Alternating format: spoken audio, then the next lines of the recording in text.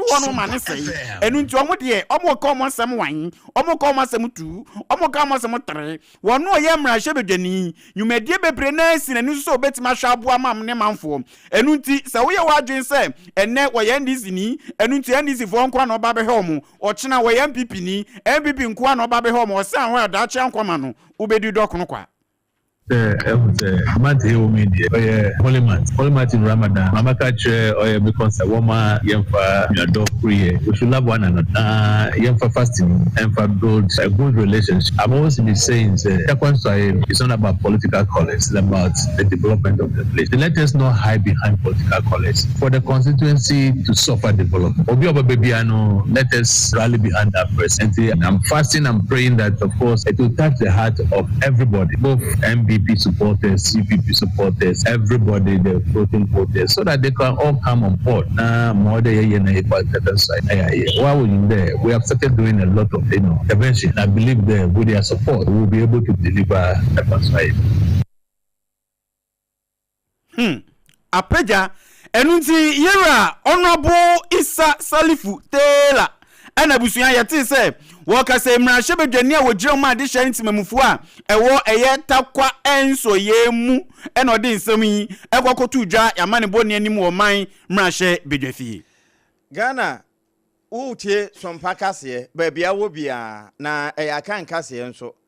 ya no munso enye nso bia keke kasa natural mineral water enti wo de fe no ye wo kasa ato ano se ye kan nso a kasa enti wo hwe store num na kasa ne bi ni ho a kan hofo ani kire back hospital achi wo na wo munso no ene ye papa ya sonso so ebetimi de yensa pamebo amna kosi achi se onum sanso we ya one typhoid tonkwanta amapai saa na deri ane cholera nom wanyinya bi pen kura na anom kasa ebeyi sa afi ni nyina free ama ho ato wo mo dispenser ho eno na unya nsuo hye ni nsuo nyunu ni nyina egu adababa kum no afi wo mo wonto anketoa adantemu ne akese ena esa wo de wo sachet mo nso ho de bo na efo papa 0206 469 430 awie wo mo kan yen ho ena ye de kase ne ba na wo de kasa natural mineral water eno maduro etu yade ase no ema yade no kontem na adura mekanfo ama o se fa kasa nom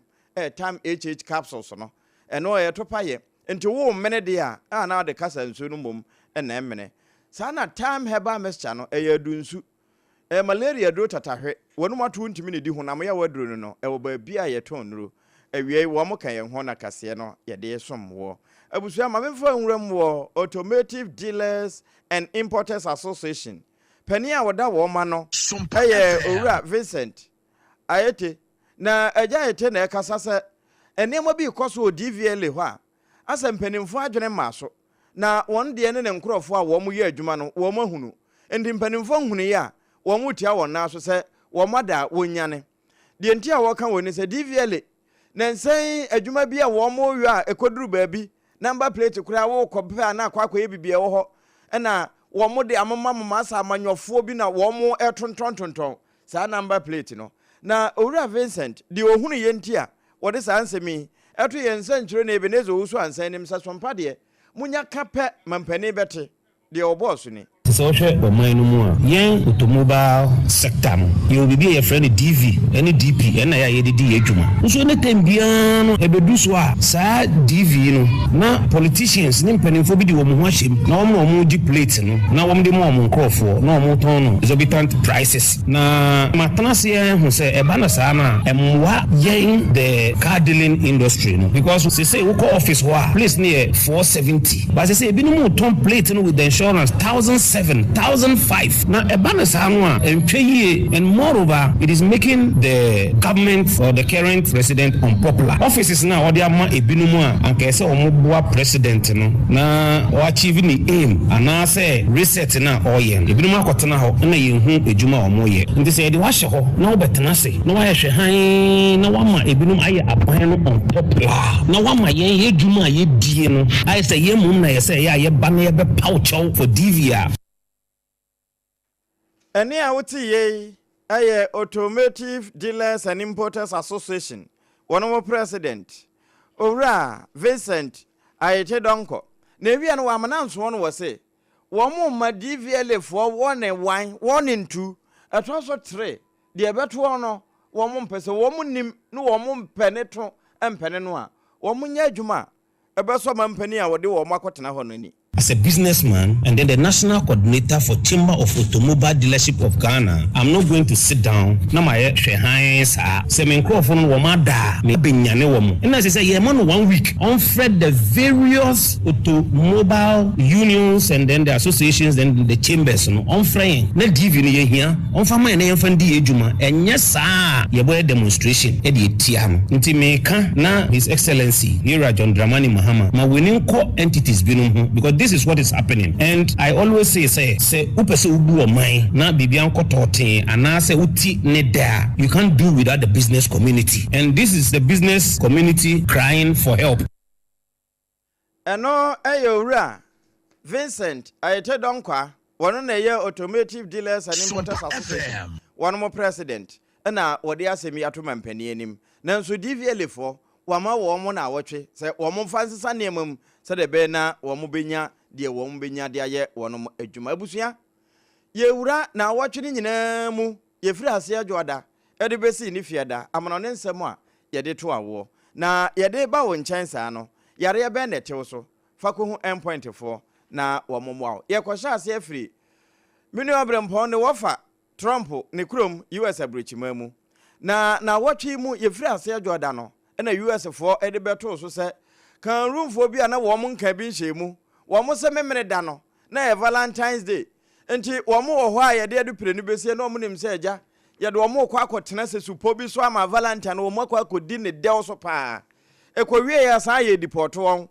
ekɔyɛ ya atwerɛ wɔ New York Times mu sɛ yɛ deport wo mo na wo mo deport no nso kɔ deport wo mo no asa wo mo anyɛ no official ewie yɛ na yɛde wo mo tena adu pire mu ano yakɔto wo mo agu wo mo kuro Cameroon ɛno ɛna wo mo sɛ bɛ fa ho de ntiatia so na wo mo fa wo mo de flight nam Alexandria Louisiana hɔ no nom ne nse ja wo mo kɔ bia pa akɔgye wani nanso na wo mo nim sɛ de ɛba wo mo kwan mu eni a ɛyɛ bɔ ɛna yabɔ wo nom na wɔtwe ne mu yɛfiri ase adwoda de efiri US abrichima mu ɛba ya na Cameroon fo nte wo ho ase ebi no na ɛda adwoda ne mu anso ɛna kyɛsɛ aba betodwa ɛkyɛm sɛ ɛyɛ yɛwura Donald Trump wɔno nso na wɔkasa yi wɔde atodwa ɛkyɛm sɛ no kwasɛm nie ɛyɛ ne mpenso mienu a wɔpɛ sɛ ɔsan so ba begina a kyɛsɛ mu nsɛm nyinaa kɔyɛ degya yi ɛne mu nso wɔkasa de afa ho wɔsɛ US Supreme Court ɛna kyɛsɛ ne mu nsɛm nyinaa kɔkɔpie wɔ hɔ no ma mampani ne botaye a esi na nisuo ene afenso sabe emu enguasie emu nsum nyina ekopie free baye na emu nsem bako a wokọ junction so a wo ho no ese ekwan yon betimi afa so a eye yewura Donald Trump na mamoyi a wobuei ene afenso ekwan ne botaye esi na nisu sa amanyosem obetimi abopim akom nanim no ene ekwan no so betimi afa so ode ne won hyehye nyina ede ba betodwa no so no da no edwoada no emu nsem bi ena mabonitia ede akyeremu yi etese kwakoko abusua yenya free Jordan ase yebobo ba abna da to amu a na wɔtwe mu ensem a esan free South Africa mamu eba ene se South African for ni bi ena yede wo mu gina court na we oyebo driver ya cha ne se wo madi nawu dia yedi nawu no saa bo driver no ebinu mo sheda ye se de wo mu pe boat de akɔ baabi ekowie wo mu je ne ho nema esan yire no ama obese oti na nanu won sedo eno na gatio ni machidi wadi mfinhia dununum ena McLaren mushawa mfinhia aduasa safoi ena won mo se krono na wo mo boy ena krono na wo mo boy ni nyina no nso no eye se wo mo sanso ediewu ya salata wadi mfinhia dunumenu a wo ye alatani nanso South Africa mamu ena wotidi ni dwuma se taxi driver wotwi boat ibia womo ekwaje ne nkwa efiri ne nsemu a meka sei womo so wo mpanchi ede womo gina emrenim we na wotwene mu nsemu a efiri South Africa ba ebi no na dano bnada no na kyese US fo womo se enkrofo bi efrem Boko Haram omo atie si omo manfo so na kyese ne omo kunkunkunkun womo ebinum se omo ye ISIS ebinum se omo ye yi ene edi ni de bebre no bi ade ma omo na eno na nam so ama Nigeria Defense Headquarters ho ene kasamafo kasa edema SARFO anasa bambo edwumakuo no ho no no eye yewura Samaila Uba wono na wokase no de tudwatem se ebra omote nsem we no enam so ama US omayade omasomo omrantiam betibeti ye omu ni fufuo nso da bia omabobobobo SARFO US fo omu nimade papa womo na yasoma omo se omunko eye Northern Nigeria ho na fedi omunko nko kyerɛkyerɛ amanfo emfa ko yon betimi afaso a womo ne sankrofo yi ombɛkyea yam na eno munsam ena kyese brade yi eba beto odwa womo kyerempo se enye se bia bambofo nko ho omasoma omo a omo pen eka omo ink eka avensu ebase bi omutimi hwepetetakra na omo nka ne ebesi nso a omo nyina kan bi ne from technical support yi na avensu no omo enwewe mu intelligence fo yi ye do omo nyina kan bi ane ese ne ye ne tourism fo yi ombɛkyea yam enti dan no brada ne de na enye fedi agrokra enni kapapa ezetetem chakno no film no obeti na dibayam na odiban tichesa ne ehon so nsam man hom ne so eda brada yi US fo asoma SARFO poli wo ha 100 sɛ ɔmo Nigeria na ɔmo nkɔ boa entokwa brantama nkrofo bi emu nkam de afọ so yi branda no ana asɛm yi esiye branda no na wɔtwe no mu nsɛm no bia na efiri branda no nso abusua yɛ san kɔ yanim na wɔtwe no mu na Russia Ukraine sɛ wɔn betumi anom asondwe abu ano wɔn ɛkɔbɔ odwa ɛwɔ Geneva no Switzerland mamu a na agyanka wɔn kɔ akɔtena sɛ asondwe betumi aba na nso bere a wɔn wɔ Geneva hɔ a wɔn didi nkɔmɔ no Mampani Zelensky Ukraine wankobi saa na Russia mampani Vladimir Putin wɔn ankasa nso ankɔ wɔn nyina asoma aboafo ne kɔe enti Putin say no wɔde Vladimir Medvedev ene kɔe Vladimir Zelensky wɔn nso de Bundanov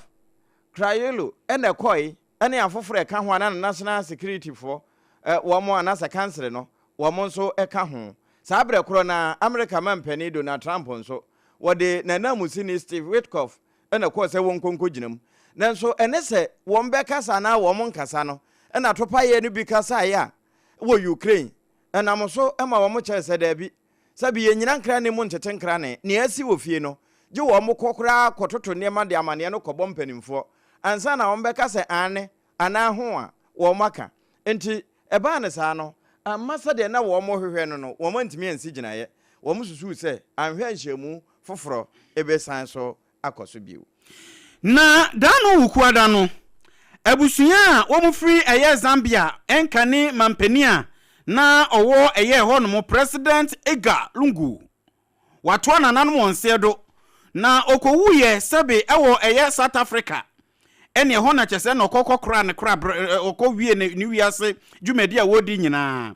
afi atwa mu twu ni mu ɛna kyese beto odwa kyerɛ sɛ opani waka nkyene guo nanso mega sɛ ye mo modin po se yakokotu na mena ne akwakọ ya adwen se ekokọ pe baabi mpo de asie no abusua ni mfoni na safo de atoto saa no ye mampani no ye guy pa wow misa hanu se de na afe ne ato abama no foforo na kyese wo ginani saa ni te ha ni bota na yo taibo no enu bi na kyese ne ebo no na won share space te se mampani bi aminim mampani da bi ano share space kurukuru a enti bra Facebook na bra be he ne bi wai SOMPA 106.5 Facebook page no so udi odu pe bra na be he na safo de atoso no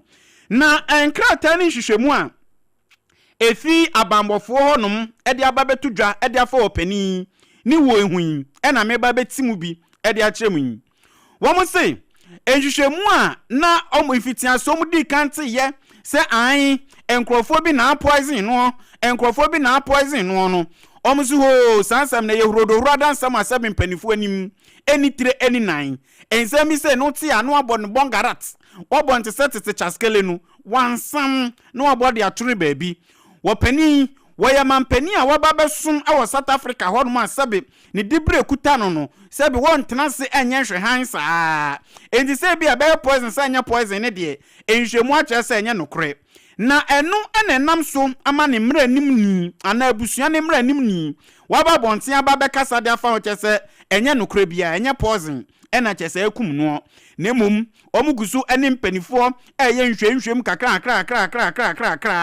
apekwan o betimi afa so a omu ebehwe na afemu nhihye nyina etimi akoso eti danu ukuada no South Africa posifo ena kyese womu di nkrata nsem ede ba betu dwa womu kyerɛ sɛ ɛyɛ ɔmatena kɛse baako Johannesburg emra chenchirenche esi hɔ ti sɛ bia Marshall Attorney hɔ no mo no wono ɛna kyerɛ sɛ ɔdi atumu akyerɛ sɛ Yewura Lungu abusua ede atudu atemu sɛ enokro pani sɛ na mote ye no ato na nanom onse do ni mfihia de eka mfihia mienu na nka odu ne Nyankopɔn ahyehye na adu oso onya 68 years msema mfo ankotwa loto ene Saturday na okowuye ewo South Africa clinic change kɛseɛ bi ɛwɔ hɔ ɛno no wɔ ɛyɛ Pretoria ɛhɔ ana kyese ɛwɔ na enum mpokura no de ba betu dwache mu sɛ opani na ɔwɔ Zambia efiti 2015 no de ba bepie mu 2024 into ɔno mpokura no ɛbra ɔreyɛ ɛwɔ abato a ɛkɔ so ɛwɔ ɛyɛ wɔ ne President Hakindi Chichirema ɛkɔ mu ntem no ni nyina no ɛyɛ ade a na okuta nimdia botae pa internet sabi won kan ti asefo ho a e wo se mpanifo hwe no mpeko betimi afaso a ene na yiye no onbe kora ne chi kra inti mpanifo de atodwada no ukwada no se yen reswa to ankopem se afi ebeko na wiye ne de no mahu dapoti a chese efun be den kwamenam omde no eye opani South Africa mampani dadai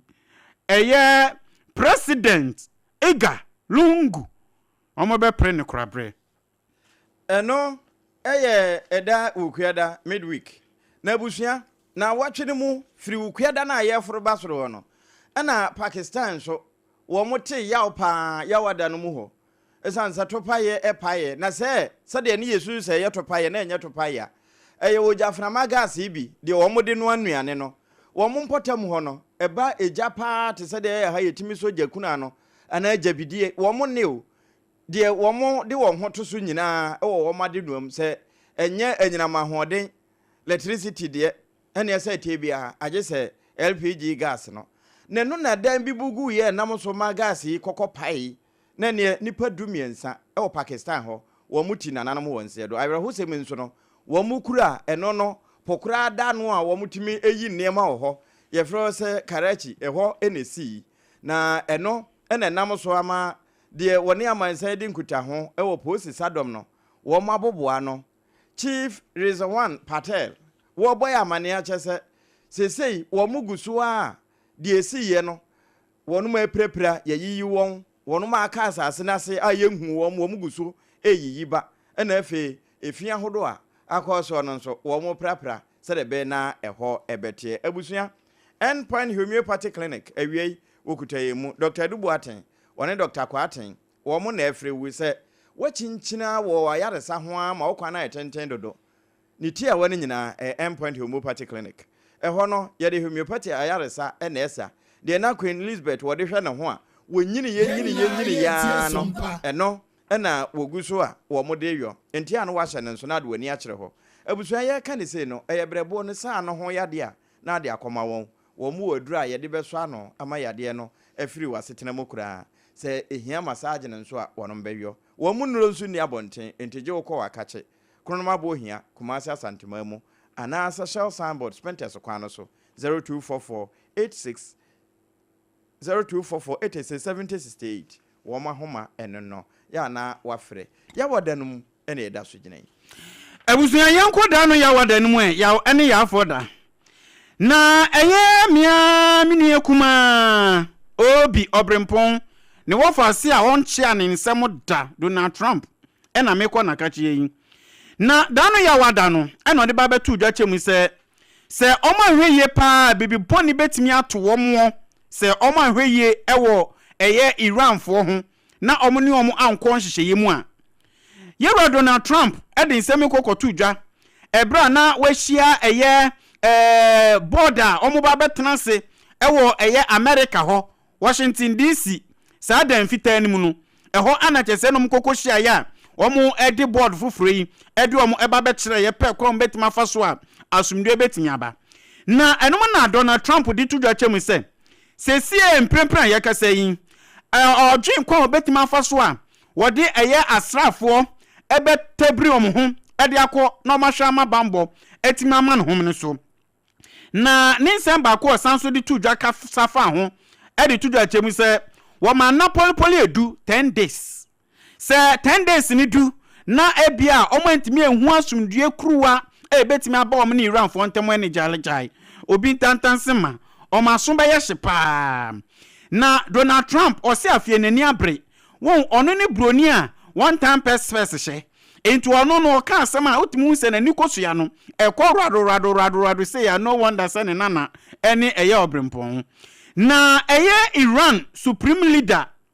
Ayatollah Ali Khamenei edino no Ayatollah Ali tu hwe no krabi obeye kramuni na enum na ode atudo achemu se wono nso ade kokobo ade kode ama US ose se munim na moya mo adwen se mafofro na mo de beba Iran fo nso de aye na yetimi ye etuo ema ya kantanka besu etuo ni bitu etuo ni beto a me ba beto enti we ni nyina no se mon hweye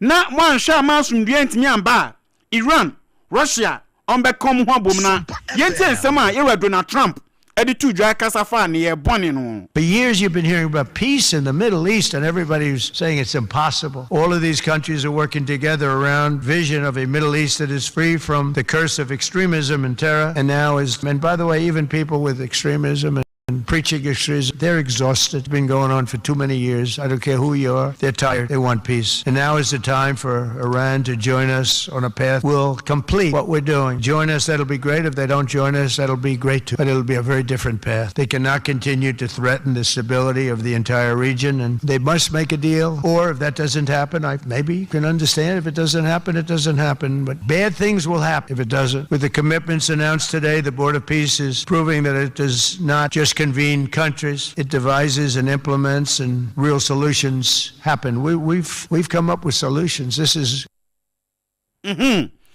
na ebede na nyane nanane ayi obi wafase no yero Donald Trump na wokeka professor no ne brofo sis keka sisi de ende eji general manager na betima kirem keka bobum sa enti abuso ye betina yero Donald Trump nsam so na yakope preso bi afa yimnim na yakone ye ba ye bekọ afiada na fe ya hwe nsam a pie firi mu wo bi manso.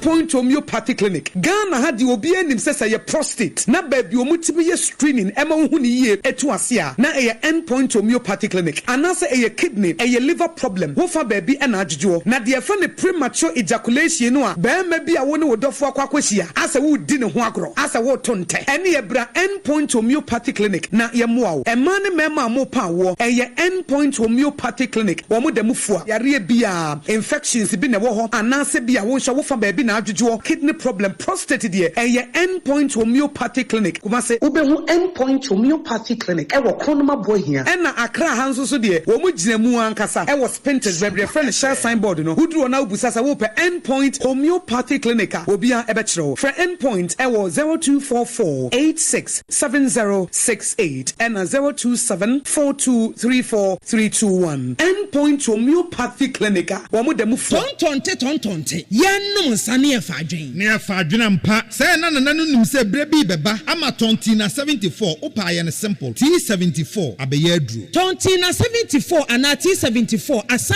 twe yadwene asina nanom dodo so se de na dodo bua ma nanom enyare basabasa no saa na tontina 74 ana T74 ebu anipadua no ema immune support enti obi onum bie no abrebia ne ho denden tontina 74 yinso yaye no se nsuo krokro wa kama enti ba bia wonam bia obetimi de wade akọ samene wa ankefi na ekroyi eda no nko na wie ye wa bra mennom T74 samennom tontina 74 menya hodi mennom ne dabia T74 yi eye hahama ene ye de aye na DHC ena aframa na ye kama sa no T74 ahoden ni apomuden ko a wokọ pharmacy ana ba bia to no bia ubenya tontina 74 yi bia to T74 yi enye ma oba wa fafuro ana obi a o manufo ana se obi a onya mfie dumienu eto phone 050-162-8931 and 0246-073-498 FDA agi adwadi nkratoi atom wuntumi nkyerenya wo ba eni beche mu ana diobeda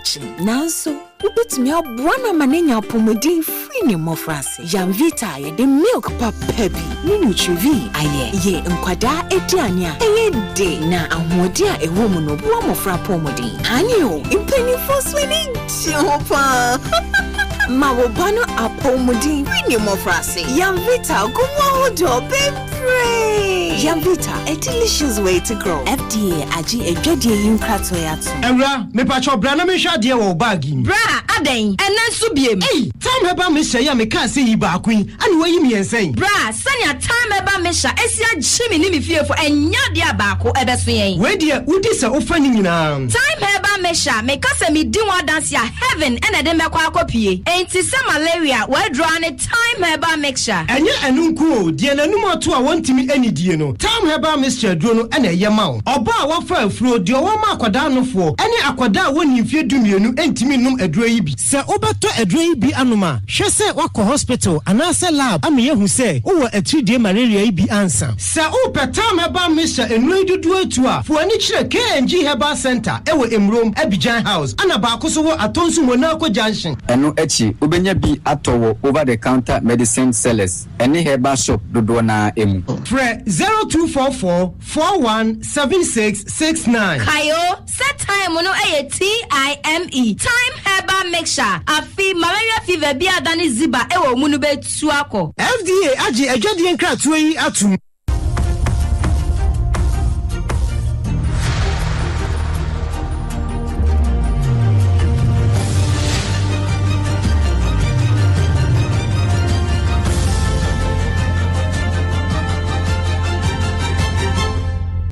TV Emma Akatuapa. True. Emma Akatuapa papa ampa abusuya yasam wakwa ababiu ede ba sompa fie. Na wotwe nyina mana onensem no yewuram ewo edafia dem. Na sade opon di kan boss so ya America mampani Donald Trump no wotete bi di ma Iran fo no. Ewie no nya ho nkwa na wode koyi wasande na no ko mampani dada Barack Hussein Obama so. And watch us wo ye big mistake bi. Now, it's a big mistake, you know. Wakasai. Well, he gave classified information. He's not supposed to be doing that. Well, I don't know if they're real or not. I can tell you he gave classified information. He's not supposed to be doing that. He made a big mistake. He took it out of classified information. No, I don't have an opinion on it. I never talk about it. A lot of people do. A lot of people believe it. Do you believe it, Peter? I may get him out of trouble by declassifying. Only illegal. We, America man penny, Donald Trump. Na wakasa edefa.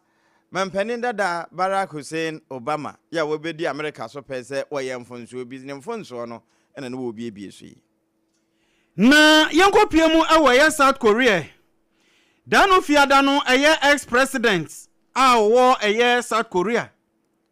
ni din eye Yoon Suk Yeol na yade na to afiase ne nkwa na nyina. Inti say no 50 years wa calculate da odebeko nananom ensamandro na ne boni an wakokoye ni nyina ne se wakopel asrafo bi a sa asrafo yi wo mo se omunkonkon kanta eye omamu ni nyina te sanka Ghana hanum se ya ebia National Assembly bia edwumedie kase pa ewo ho ebio wasanso ahyese wo mo nkochi eye amanyofo bi ewo eye December 2024 BBAC ye ewo sabrin mu no omkonkwache wo mo na enum ena eye court eye Seoul court eruli asem no into omruli ye no mede tudu akyem se intansa ye de bebo Korea mampani eni se watena fa hodie ewo Korea so afenzo why no tintinti owoka na asema na otwa swat owoka na asema na obu little owoka na asema so we small boy na enu enenam so omose ekosa wo mramu ewo South Korea ho amenko ho de ya eti omufa hodie so internam so pokra ema eye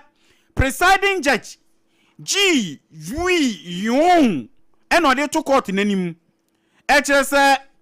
ne abrantie so ya papa so ya abrantie you wan soak your why no kwasem nie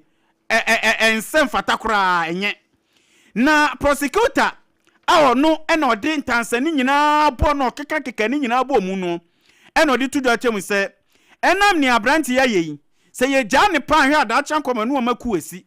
intene sa na te de a wonko afiase osore anopa wonkan nsum osore wi a wonkan nsum okan osore nyum wonkan nsum kopem se eda obeba sasusu biom ne de me yehwe se bia na no honhom ena eba bepie nanso ni nyina mu no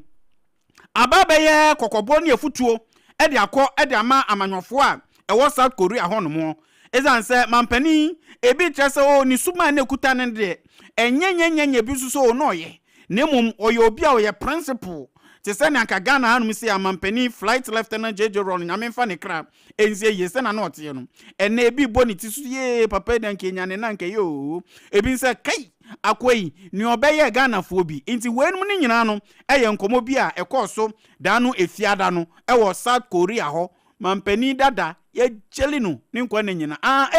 nti ɔno na safo de na to so no ye we de so onyi nsa yo oh there be apam we de onyi unso a young man ba sa adwen ekuta ne tirim na emu oduro na adwen mu odu pa ni suit no nso de efe to aswe mo na ye kwakowie US ho ene yegina ene se America mampani Donald Trump wode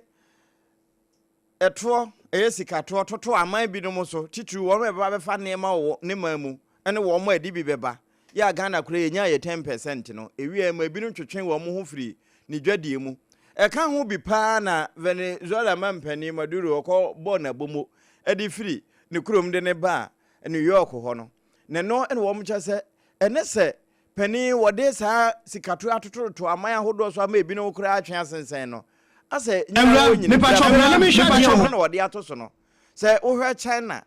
European Union, Vietnam, Taiwan, Japan, India, South Korea, Thailand, Switzerland, Indonesia, Malaysia nom ene wonu metimi hia ebe hia America nyina no wo kyese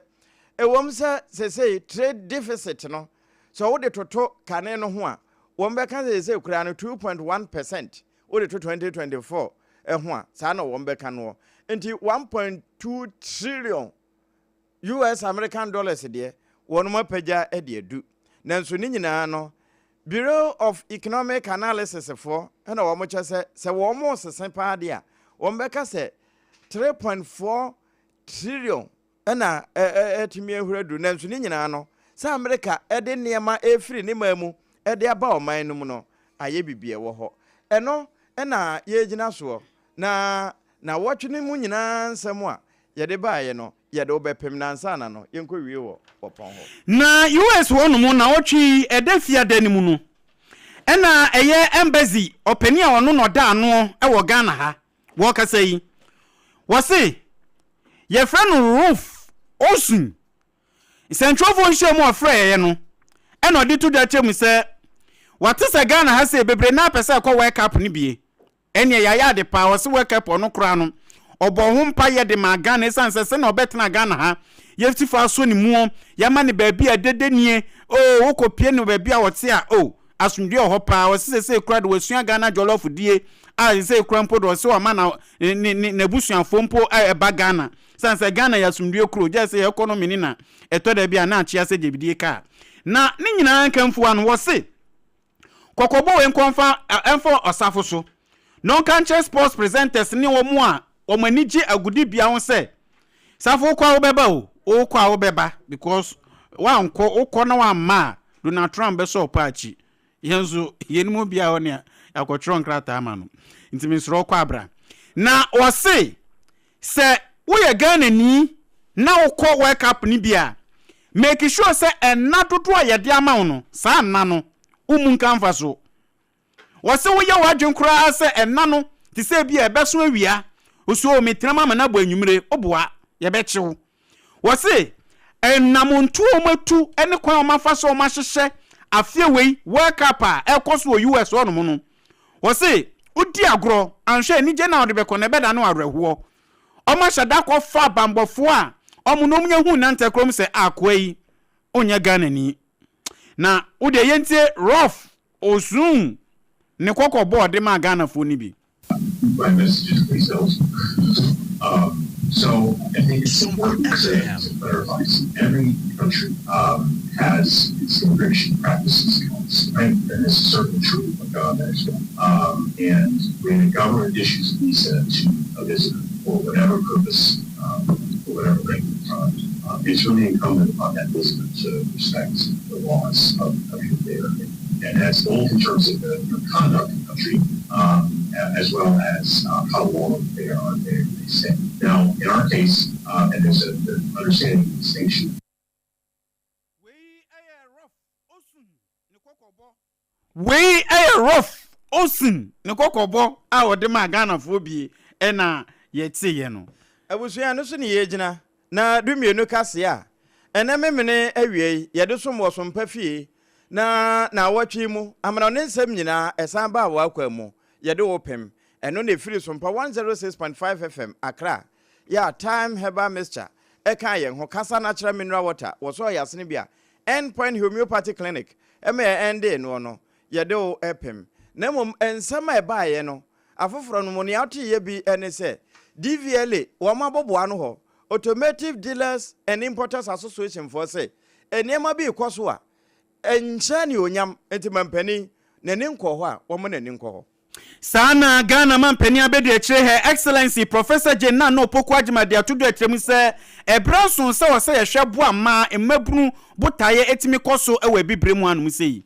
sada ɛna abusua kokɔ akuyafo a yɛsɛ wɔn mo pekete no akuyafo no bi a wɔsɛ hwie ɔso na afa sɛ ebiri na bɛbɔ wɔn mo pa o MPP for na nti wɔn de akora ankɔ na takwanso emu mra hyɛ bedwani honorable Isa